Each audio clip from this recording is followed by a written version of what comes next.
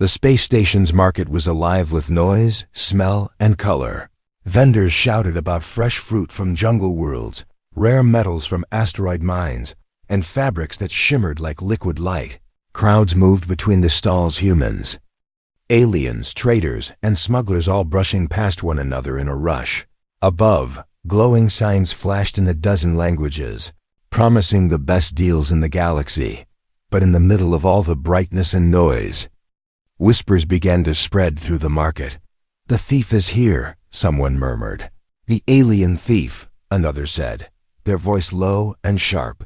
Mark Wren stood by a stall selling mechanical parts, comparing the weight of a tool in his hand. He had been working on his ship for days and only came here to buy a few replacements. But the shift in the crowd's mood caught his attention. People started looking over their shoulders, guards moved into position, and vendors hid their most valuable goods. Then, out of the corner of his eye, Mark saw movement, a small cloaked figure slipping between stalls, moving quickly but carefully. The figure kept their head low, the hood shadowing their face. A shout broke the air. "There she is! Stop her!"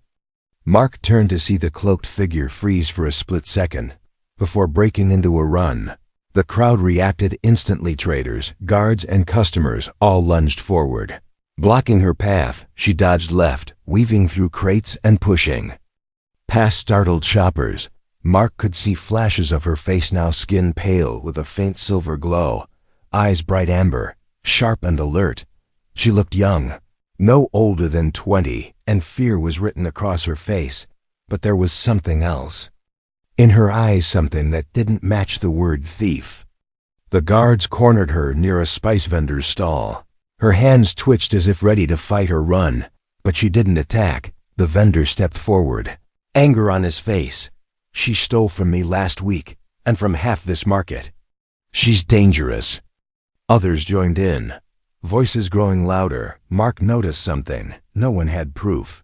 They were all repeating stories they had heard. The girl glanced around like a trapped animal, her breathing quick and shallow. Mark's gut twisted.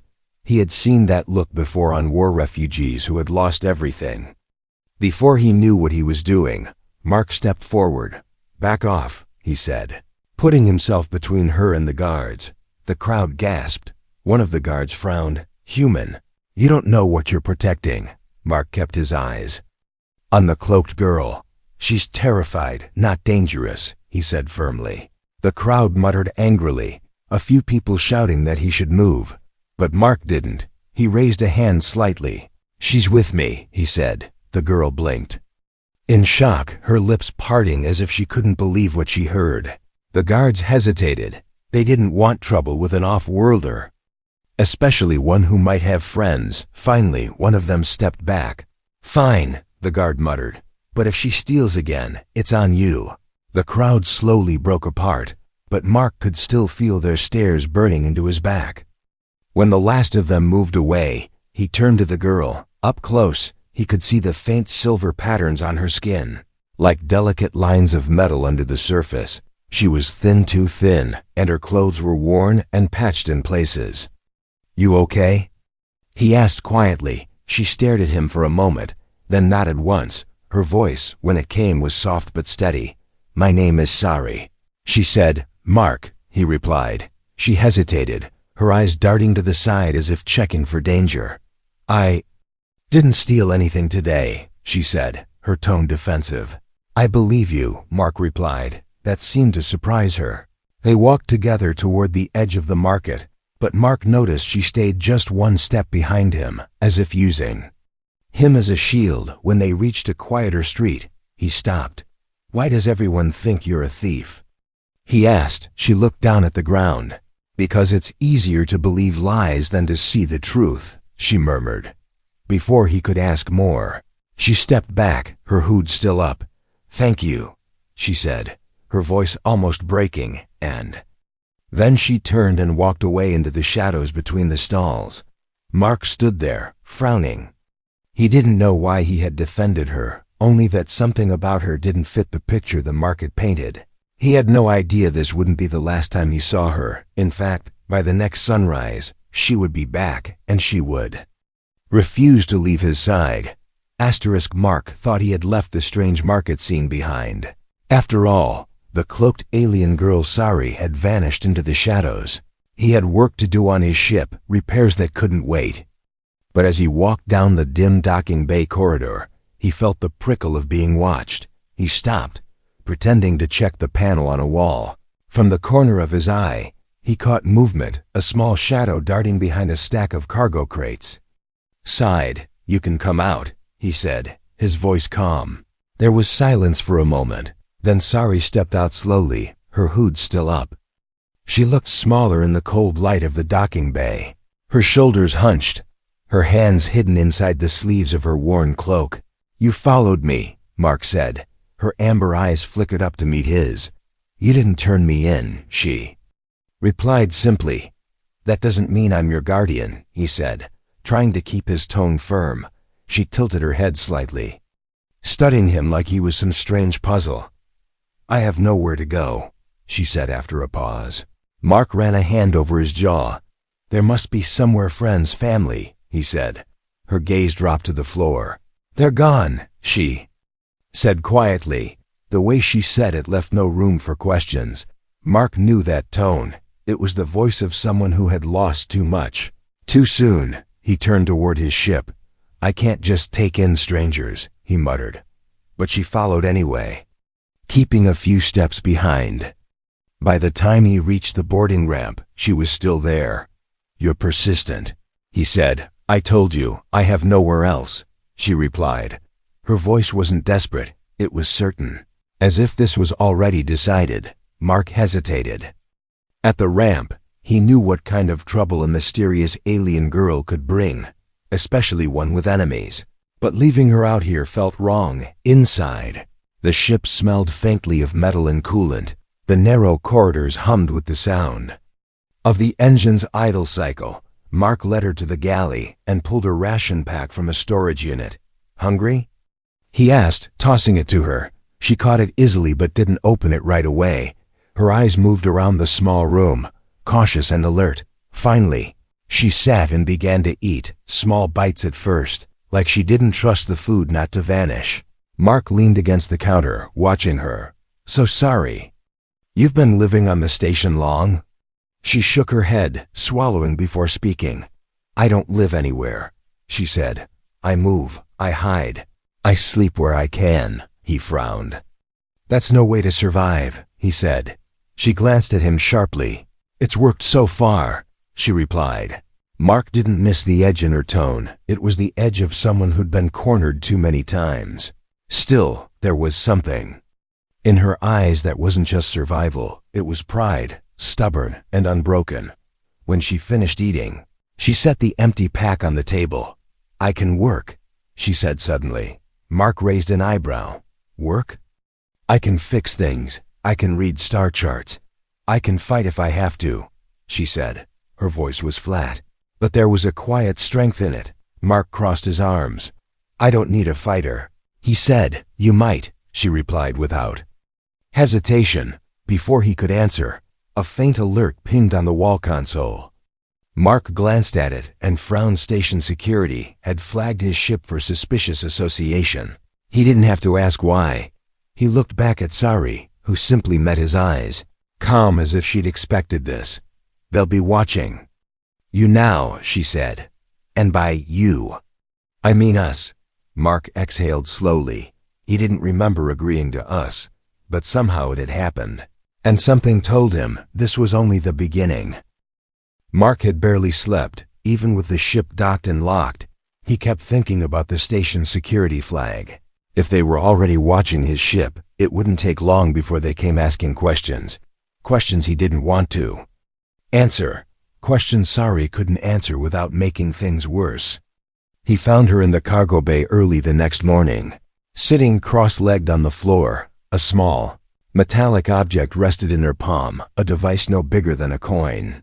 She was staring at it like it carried the weight of an entire world. When she noticed him, she closed her hand around it quickly. "You're up early," Mark said. "So are you," she replied. He nodded toward her hand. "What's that?" Her gaze sharpened. "Something I can't let them take," she said, her voice low. Mark decided not to push yet. Instead, he focused on the day's work. But as they moved through the station's repair yard to find parts, the stares followed them. Whispers floated through the air like dust in sunlight. "That's her," someone murmured. "She's worth a fortune," another said quietly. A group of rough-looking traders paused mid-conversation to watch them pass. Mark felt the hairs on the back of his neck rise. By the time they reached the ship parts vendor, an old friend of Mark's was waiting for him. A tall man with cybernetic eyes and a grin that never reached them. "Mark Wren," the man said, clapping him on the shoulder. "Haven't seen you in months. And now I hear you've got interesting company." Mark's jaw tightened. "She's none of your business, Nirax." Nirax's grin widened. "Everything on this station is my business," he said, leaning closer. "Word is, that girl's got a bounty that could buy you a whole new ship." Sari shifted slightly, her hood hiding her expression. But Mark could feel the tension in the air. "She's not for sale," Mark said firmly. Nirax shrugged. "Suit yourself, but someone else will take the offer if you don't." He walked away, leaving the words hanging like a warning. Back on the ship, Mark confronted her. "Why do they want you?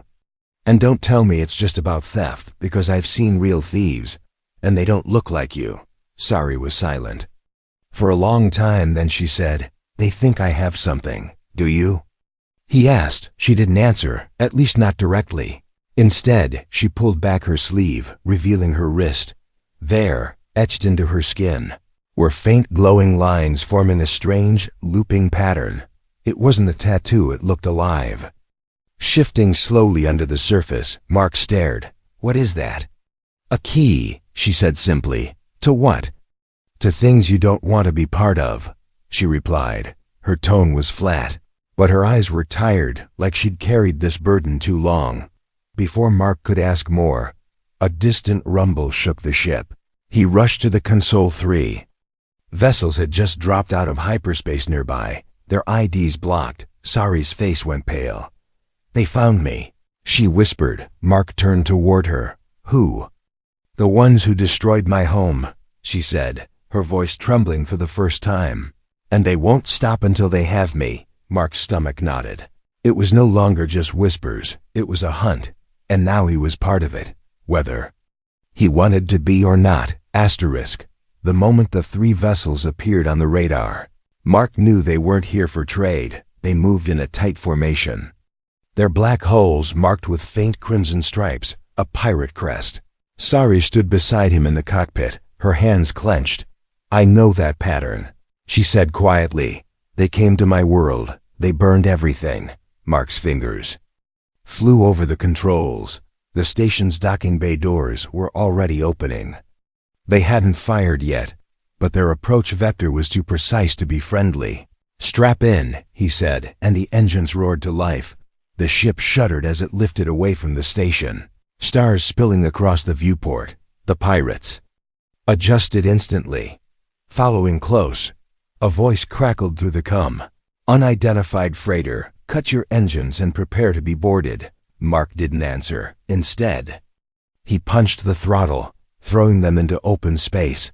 The pirates surged after them, their ships faster and more agile. "Mark, you can't outrun them," Sari warned. "I don't need to outrun them," he muttered. "Just need to outthink them." Blaster fire streaked past, one shot grazing the side of the hull. Sparks lit up the console, alarms screaming. Sari grabbed the strap on the wall to steady herself. "They're playing with us," she said. "They could hit us if they wanted to," Mark grimaced. "They want you alive," one of the pirate ships pulled ahead, trying to cut them off. Mark jerked the controls, diving toward a field of drifting asteroid fragments. The asteroids spun lazily, chunks of rock and ice catching the starlight. "It's a debris belt," Sari said. "It'll tear us apart. Not if I fly smart." Mark replied. The pirates followed, their hulls scraping against jagged rock. Mark wove between tumbling boulders, using them as shields. Every sharp turn jolted the ship, the hull groaning in protest. Suddenly, Sari's wrist marking began to glow brighter. She pulled out the small metallic device Mark had seen earlier. "What are you doing?" he asked. "Ending this chase," she said. Before he could stop her, she pressed the device against the console. A deep, resonant pulse surged through the ship, rippling outward into space. The sound was more felt than heard, vibrating in Mark's bones. On the radar, the pirates suddenly slowed, then broke off their pursuit. "They're leaving," Mark said in disbelief. Sari's expression didn't relax. "They're not scared of you," she said. "They're scared of who heard." "That signal," Mark stared at her. "You just told someone where we are." "Yes," she said simply, "and now they'll come for us." The ship drifted out of the debris field into the safety of open space, but Mark didn't feel safe at all. He had escaped the pirates, only to be marked for something much bigger. And judging by the way Sari's eyes stayed fixed on the stars, she already knew exactly what was coming. For hours after the chase, Mark's ship drifted in the quiet dark of space. The hum of the engines was steady, but the air inside felt heavy. Sari sat at the small galley table, her hood pushed back, eyes staring into nothing. The glow from the markings on her wrist had faded, but Mark couldn't forget how bright they had been. He placed 2 cups of steaming synth coffee on the table and sat across from her. "We need to talk," he said. She looked up slowly. "I know," she replied, her voice low. Mark leaned forward. "Those ships weren't random pirates," he said. "They were hunting you specifically." Sari nodded. "They've been hunting me since the night my home burned." Her tone was flat, but her eyes were distant. Mark waited, giving her space to continue. Finally, she took a slow breath. "My world was called Kareth," she began. "A place of green oceans and crystal cities, ruled by my family for centuries." Mark frowned. "Your family?" Sari's lips pressed into a thin line. "I am Sari Velen, last surviving heir of the Carithian high bloodline." Mark blinked. "Your royalty." "I was," she corrected. "Now I'm just a target with a price on my head." She turned her wrist, the faint lines glowing again. "This isn't decoration," she said. "It's a genetic key, encoded into my blood and skin." "A key to what?" Mark asked. Sari's gaze locked on his. "To the heart of Kareth, our world's ancient defense system." Mark's mind raced. "You mean weapons?" "Not just weapons," she said, her voice tight. "A power grid that could shield entire planets or destroy them if used wrong." Mark leaned back, letting the weight of her words sink in. "And the pirates?" "They serve warlords and shadow councils," she said. "Anyone who controls the heart of Kareth controls the balance of power in 3 sectors." She looked down, her fingers curling into fists. "My people died protecting it, but I ran." Mark shook his head. "You survived," he said. "That's not the same as running." Sari's eyes shimmered, but no tears fell. "They call me a thief because it's easier than calling me a survivor," she said. "Easier than admitting they failed to kill me." Mark exhaled. "And now?" "Now, the signal I sent will bring the resistance," she said. "They've been waiting for me. But so have my enemies." Mark rubbed his forehead. "So if I keep you on this ship, I'm putting myself in the middle of a war." "Yes," she said without hesitation. "And if I leave you somewhere safe, if that's even possible?" "They'll find me, and I'll die," she said simply. Mark stared at her, the hum of the ship filling the silence. Part of him wanted to turn around, dock at the nearest station, and pretend he'd never met her. But when he looked into her eyes, he saw the same fear and stubborn hope he'd noticed the first time in the market. She wasn't just asking for help. She was trusting him with the last piece of her people's survival. Finally, Mark sighed.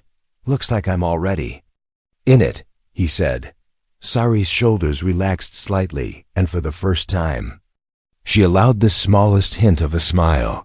"Then I swear loyalty to you," she said softly. Mark chuckled. "I don't need loyalty." Her eyes met his, steady and certain.